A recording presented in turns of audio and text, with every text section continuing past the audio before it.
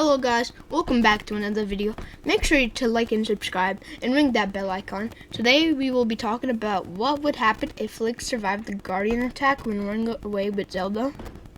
In Memory 17, Link and Zelda are seen running to Kakariko Village to talk to Impa. They ran into Guardians. Link was about to pass out from fighting too much. This activated Zelda's power and deactivated all of the Guardians around them. Then, the Sheikah came to Link to take him to the Shrine of Resurrection. Many of you would say that ancient arrows would work against Guardians. Yes, it would, but no. Page 385 in the Masterwork book states that 40 to 50 years after the day of the Calamity, Robbie created the first weapon effective on the Guardians, the ancient arrow. Link would have no supply of ancient arrows back then.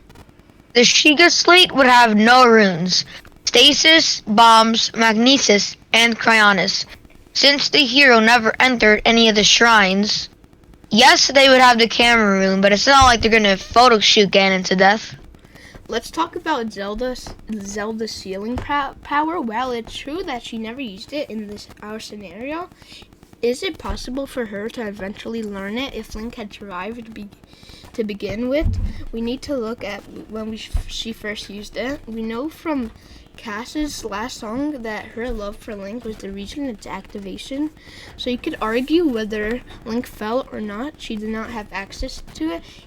Now let's look at the order of events. If you notice, Zelda had used it with the intent to save Link after realizing his life was in danger. This theoretically means that Link doesn't have to be on the verge of death for her to unlock it. If in the memory she used the power after Link passed out, then that would give people the impression that Link would actually have to die for it to work. With this knowledge, we can say that yes, it would be theoretically possible for her to unlock it, since the only requirements are that she loves him and that Link's life must be in some sort of danger, but not to the point where it has to result in his death. But having Link survive the Great Calamity also has another issue with it, and that's the fact that he would never sacrificed.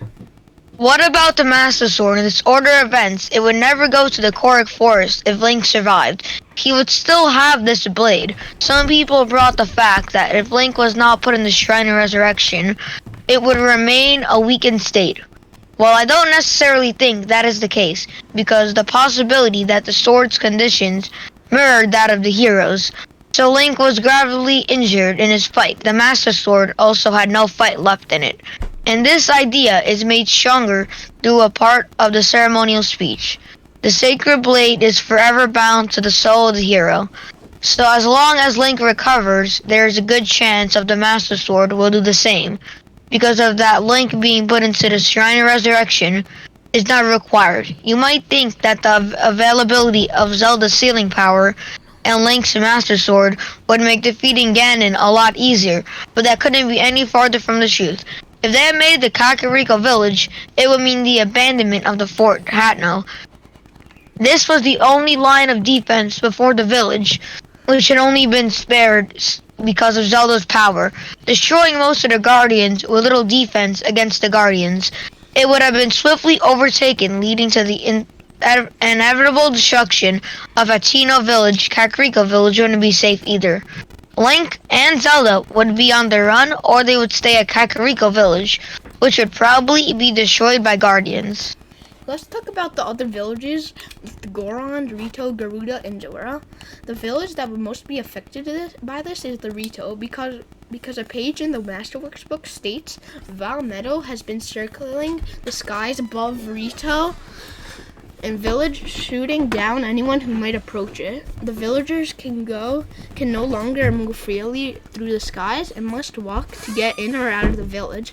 The bridges leading to Rito Town will be occupied by Guardians. The Guardians would not be able to get over the bridge because the bridges wouldn't support the weight. Since they can't fly or walk out of the town, they would most likely run out of food and go extinct. Another problem would be the Guardian Skywatchers, which can actually fly. Lurelin Village would be the only safe place because of the harsh conditions, but it would soon be overpopulated and they would run out of researches. Link and Zelda would have to be on the run to create some Guardian weapons. It would seem like a good idea, but it says in Robbie's diary that him and Pura had to get in the Hyrule Castle to get the Guidance Stones. But if Ganon was in the castle, it would be impossible. It would be impossible unless Link had all the runes and the Master Sword, and Zelda, with her OP plastic battler, she used to save Link from the Guardians. Thank you for watching this video. Make sure to like and subscribe. Like this video.